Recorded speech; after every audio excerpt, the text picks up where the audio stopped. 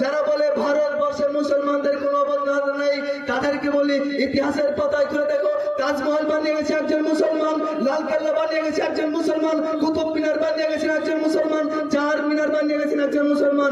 ভারতবর্ষের সবচেয়ে বড় রাস্তা যাকে রোড বলা হয়, ওই রোড তৈরি করে দিয়েছেন একজন মুসলমান, স্যাটেলাইট তৈরি করে দিয়েছে একজন মুসলমান।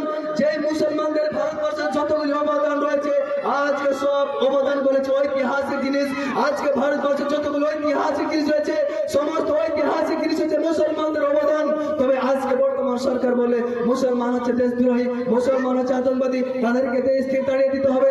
আজকে মুসলমান বাইরে গুলোতে আমাদের ইবাদতখানা যাকে আমরা মসজিদ বলে দাবি করি, আমাদের ইবাদতখানা যাকে আমরা মসজিদ বলে দাবি করি, আমরা মুসলমান, আমাদের মসজিদগুলোকে ভেঙে গুড় দিয়েছে, তবু আমাদের একটু আমাদের অন্তরে বাঁধে না, অথচ আমরা নিজেকে দাবি করি আমরা মুসলমান। তুমি যদি মুসলমান হয়ে থাকো তবে তোমার ভয় কিসের? তুমি যদি মুসলমান হয়ে থাকো তবে তোমার জিহাদ করতে ভয় কিসের? তুমি যদি মুসলমান হয়ে থাকো তোমার ভালো কাজে বাঁধাইতে ভয় কিসের? আল্লাহ রাব্বুল আলামিন পবিত্র কুরআন কারীমের মধ্যে বলেন, ওয়ালা তাহিনু ওয়ালা তাহজানু, তো এই মুসলমান তোমরা ভয় ভীত হয় না, তোমরা হতাশ হয় না, ওয়া আনতুম আলাউনা ইন কুনতুম মুমিনিন, তোমরা বিজয়ী যদি তোমরা ঈমানদার হয়ে থাকো। আল্লাহ রাব্বুল আলামিন পবিত্র কুরআন কারীমের মধ্যে বলেন, ওয়ালা তাহিনু ওয়ালা তাহজানু ওয়া আনতুম আলাউনা ইন কুনতুম মুমিনিন, তোমরা ভয় ভীত হয় না, তোমরা হতাশ হয় না।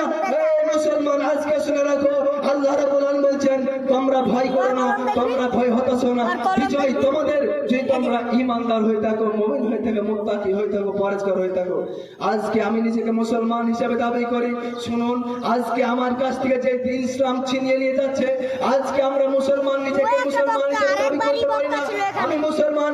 আজকে শুনুন, যে সাহাবারা ছিলেন রাসূল ছিলেন, তারাও ছিলেন মুসলমান। শুধু তাদের মধ্যে আমাদের মধ্যে পার্থক্য একটাই, তারা মুসলমান, আমরা মুসলমান। তাদের মধ্যে আমাদের মধ্যে পার্থক্য একটাই, তারা সারা পৃথিবীর মেয়ে ত্যাগ করে আল্লাহ এবং আল্লাহ রসুলকে ভালোবাসতেন। তারা সারা পৃথিবীর মেয়ে ত্যাগ করে আল্লাহ এবং আল্লাহ রসুলকে ভালোবাসতেন। আর আমরা আল্লাহ এবং আল্লাহর রসুলের থেকে আমরা এই পৃথিবীকে বেশি ভালোবাসি, আমাদের সন্তানকে বেশি ভালোবাসি, আমাদের মাল ধরকে বেশি ভালোবাসি।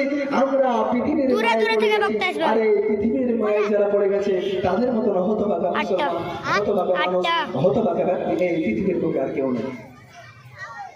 যে ব্যক্তি এই পৃথিবীর মায়ে পড়ে গেছে, যে ব্যক্তি এই পৃথিবীর